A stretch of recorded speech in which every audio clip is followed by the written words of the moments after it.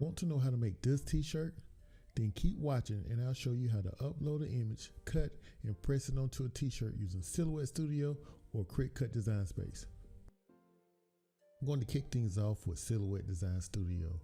If you're a Cricut user, you're welcome to jump ahead. What I'll be showing you in Silhouette Studio is how to upload the SVG file and send it to your cutting machine. If you want to follow along, just pause the video, click the link in the description below to download the SVG file. If you're wondering, it's a free download and you're welcome to use. If you're getting an error when trying to open the SVG file, you will need to upgrade to Silhouette Designer Studio Edition or higher. And now that I have the image on the screen, I then will select the image, right click, and flip horizontal, and then position it to where I want it on the mat. A neat trick that I like to do is draw shadow boxes around my text. This separates my text, making it easier and faster to weed.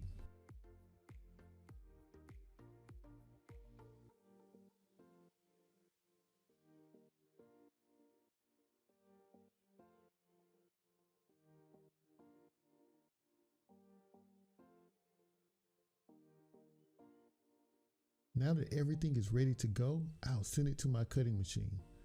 I always double check my cut settings. I'm using vinyl from my own inventory and have already saved my presets. But if you're using Kustomizeme HTV vinyl, the best settings is a blade depth of 3, force of 10, and a speed of 3 or 5. To skip over the Cricut Design Space, just fast forward to weeding the HTV vinyl. Just a quick reminder of the vinyl I'm using.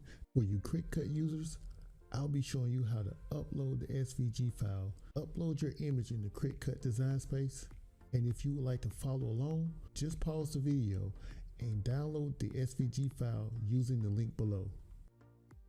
Now that you have downloaded the SVG file, click on Upload Image, find the SVG, accept the default settings by clicking Upload. Now select the image and click Add to Canvas. Select the image and size the image to fit the shirt. Set the width to 11 inches.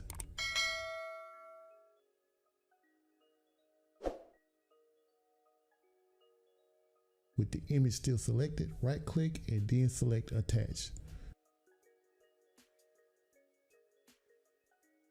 Click Make It in the top right hand corner. Now turn on the mirror option to reverse the image. This is required when cutting on HTV vinyl. Then click Continue in the bottom right hand corner to send it to your cutting machine. This is my regular white HTV vinyl from my own inventory. It comes in sheet sizes of 20 inch by 24 inch. It's an easy weed and easy peel vinyl. If you keep watching, I'll show you how to use it. Also, it's a soft stretch, lightweight, and durable HTV vinyl. It gives you a really soft feel and is lightweight on any t-shirt. If you're someone who likes higher quality vinyl at affordable prices, then you'll like this vinyl. I always tell people you should be able to make money off your vinyl and not let your vinyl make money off you. Depending on the design, I sometimes have been able to make 10 shirts from one roll. If you're interested in trying out my vinyl, I left a link in the description below. Another good thing about the vinyl I'm using, you don't have to figure out which side should go face down on the mat versus which side you should cut on. It's really easy to identify. This vinyl cuts easy with no hassle. 100% of my design is left behind. A neat trick that I like to do is weed my vinyl while it's still on the cutting mat. Shout out to one of my YouTube subscribers for recommending this trick. It makes the weeding process go a lot easier and a lot faster. Another neat trick I like to do is weed the smaller pieces or the inside pieces of my lettering first. This way, these pieces don't get stuck to the vinyl after I weeded the larger pieces. Another thing you see me doing is weeding my shadow boxes. Remember early in the video, I said I put shadow boxes around my text to make it easier to weed.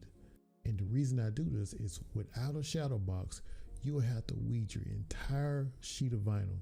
This sometimes can make it difficult to weed because as you're pulling up, sometimes your letters or your image will pull up. But if you put a shadow box around your text, you only have to weed small spaces or small areas of your vinyl. This makes the process go a lot easier and a lot faster. Then try peeling your vinyl when it's a little warmer, or by using Kustomizeme HTV vinyl, because we don't have that problem over here.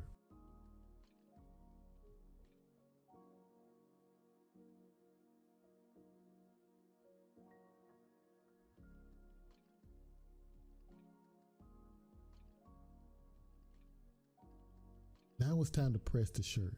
I'm using a swing press, but any press will work. You can also use a home iron when using this vinyl as well. You're using another type of vinyl, just make sure you read the instructions that comes with it. If you're using Kustomizeme vinyl, just make sure you have your press set to medium pressure and set your timer to 10 to 15 seconds. Our HTV vinyl is a warm peel, but I like to let it cool down for 20 to 30 seconds. Peeling your vinyl should be easy. This is loose fabric that I'm using, and if you notice, it only pulled on the fabric just a little, leaving my design in place. If the vinyl that you're using is pulling a little too much or skewing your design after peeling,